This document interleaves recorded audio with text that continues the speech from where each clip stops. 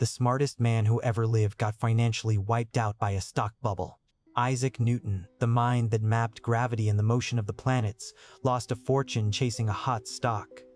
In 720, he lost an estimated £20,000, which is roughly 3 to 4 million pounds in today's money. And here's the part that should stop you cold. His mistake was not that he was dumb. His mistake was something far more human, something you have almost certainly done with your own money, and we will get to exactly what it was. First, let me convince you that calling Newton the smartest man alive is not internet hype. This is the man who invented calculus more or less on a dare with himself while hiding from a plague. He worked out the law of universal gravitation, the same math that still flies our spacecraft today.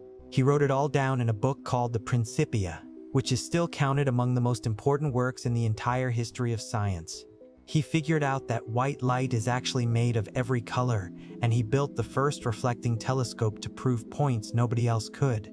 He was also made president of the Royal Society, the most respected scientific body in the country, so even the establishment agreed he was the sharpest mind around.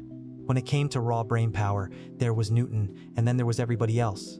But here is the detail that makes this whole story sting. By the time our story happens, Newton was not just a scientist tucked away in a study. He was the master of the Royal Mint, literally in charge of England's coinage. His actual job was money.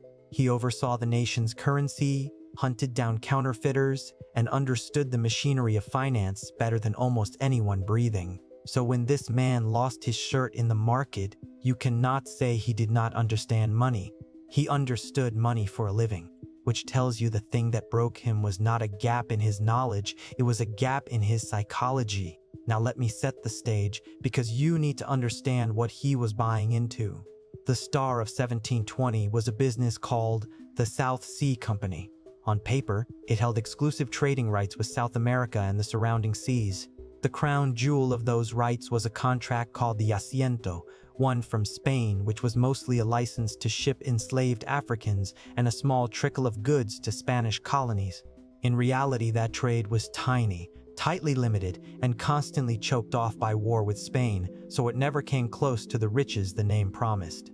That sounds like a license to print money, exotic goods, distant ports, endless profit. There was just one small problem with the story. The company never actually ran that trade at any real profit. The rights it bragged about were mostly promises, tangled up in war and politics that never turned into the riches everyone imagined. But that did not matter, because the stock was not being priced on profit. It was being priced on hype. The company got clever. It took on chunks of the government's debt in exchange for stock, and it talked a very big game. Here is the trick at the heart of it. The higher the share price floated, the more government debt the company could swallow on favorable terms, so the directors had every reason to pump the stock. The share price started climbing, and once it climbed, it fed on itself. The shares reportedly began the year around £130 and rocketed toward £1,000 within months, a nearly 8-fold run in a single summer. People saw their neighbors getting rich on paper, and they piled in so they would not be left behind. The frenzy got so wild that Britain passed a law called the Bubble Act that same year, trying to rein in all the copycat schemes flooding the market. The mania spawned dozens of these copycat ventures, including one that reportedly raised money as a company for carrying on an undertaking of great advantage, but nobody to know what it is. This was a classic speculative mania, a crowd of people buying something for one reason only, because the price kept going up. Now, into this circus walks Isaac Newton, and at first he plays it beautifully. He buys South Sea stock early, while it is still climbing. He watches it run, and then he does the single hardest thing in all of investing. He sells. Newton cashed out early in 720 for about 100% gain. That is roughly £7,000 of profit, a genuine fortune at the time. To put that in perspective, £7,000 back then was more than most working people could earn in several lifetimes of ordinary labor. Think about how disciplined that is for a second. He got in, he doubled his money, and he walked away from the table while the party was still roaring. At that moment, Newton is not just the smartest man in England, he looks like the smartest investor too. He read the game, he took his winnings, and he got out clean. this is the part almost everybody forgets, because for one shining moment Newton did everything right, which makes what comes next so much harder to watch. If the story ended right here, we would be telling it as a masterclass in perfect discipline. But it does not end here, because Newton, like the rest of us, had to keep watching what happened next. After Newton sold, the stock did not calm down. It kept climbing higher and higher into the stratosphere. And now imagine being him for a moment. You made your smart, disciplined exit, and the market is loudly telling you that you sold too soon. Every single day, the price goes up, and every single day, the friends who stayed in get richer than you. The neighbors are bragging, the coffee houses are buzzing, and your careful profit suddenly feels small and foolish. That feeling has a modern name. We call it FOMO, the fear of missing out. And it does not care how many equations you can solve. So Newton, the disciplined genius who had already won, bought back in near the top. And he did not tiptoe back in. He reportedly poured in far more than he had ever originally invested, right as the price sat near its dizzy peak.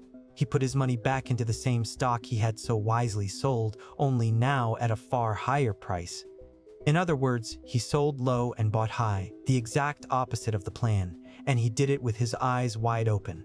And then, in late 1720, the bubble did what every bubble eventually does. It burst. The price collapsed, the paper fortunes evaporated, and Newton was left holding stock worth a fraction of what he paid.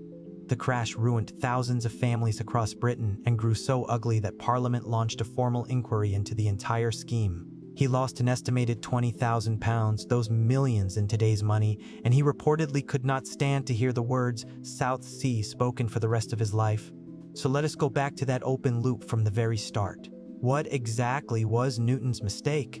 It was not a failure of intelligence. He had already proven he could read this market perfectly. His mistake was that he let the crowd and his own envy drag him back in after he had already won. Notice that his second decision was not built on any new information. Nothing about the company had actually improved, only the price and the noise around it had gone up. Newton himself reportedly summed it up better than any economist ever has. He reportedly said he could calculate the motions of the heavenly bodies, but not the madness of people. Sit with that one, because that is the entire lesson in a single sentence. The man who could predict the movement of planets could not predict the movement of a panicking crowd, including himself. And here is why this matters for you sitting there with your own investments. Being smart is not the same thing as being disciplined with money. Your IQ does not protect you from herd behavior, from FOMO, from watching other people get rich and deciding you need in right now. In fact, being smart can make it worse, because you will always find a clever reason to justify the dumb thing you already wanted to do. The same brain that solves hard problems is also brilliant at inventing excuses, and near a market top, it will happily build you a genius-sounding case for jumping in. So what do you actually do with all of this? You decide your plan before the crowd gets loud, not in the middle of the frenzy when your emotions are screaming. You accept that selling early and watching it climb without you is not a failure. It is often just the price of getting out alive. You measure your decisions against the actual business or asset in front of you, not against how loudly your neighbors are bragging about their gains.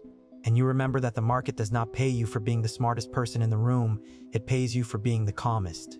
Because the one who keeps their head while everyone else loses theirs is the one who keeps their money. Isaac Newton reshaped how all of humanity understands the universe. And he still got wrecked by a hot stock and a loud crowd, just like a first-time trader chasing a meme coin. That should not make you feel superior to Newton. It should make you humble. If the smartest man alive could get swept up in the madness of people, so can you, and so can I. The goal is not to be a genius. The goal is to be the calm one who already knows the plan. So here is what I want you to do. If this made you look at your own portfolio a little differently, go ahead and hit subscribe. Because the next time the crowd goes mad and everyone is buying at the top, I want you calm, disciplined, and keeping your money yours.